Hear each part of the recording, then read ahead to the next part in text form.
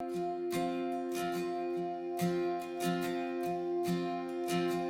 started out in nocturnal as a small mammal and primate swing keeper, and then after a couple of years I moved into primates.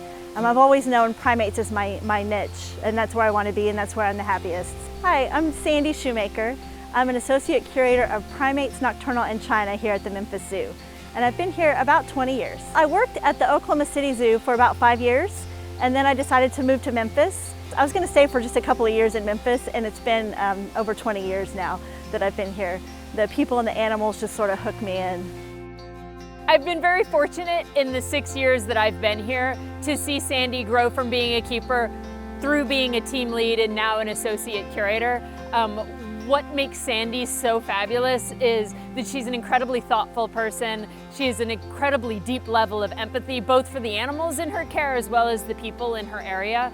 And she's always thinking about ways to improve their quality of life. And that's amazing for somebody that's been here as long as she has, to continue to challenge the norm, because it is the norm that she has set, and she's always challenging herself to raise that level. She has come up with more creative solutions than anybody else I know here, and it's resulted in a lot of fabulous social introductions and living situations for our current collection. I will have to say I've always been partial to gorillas, and that's a lot of it because they're so serious and so stoic, but they have this quiet sense of humor that you don't get to see until you sort of pass their tests. My favorite animal would probably be Impingo and Lily Bonobo.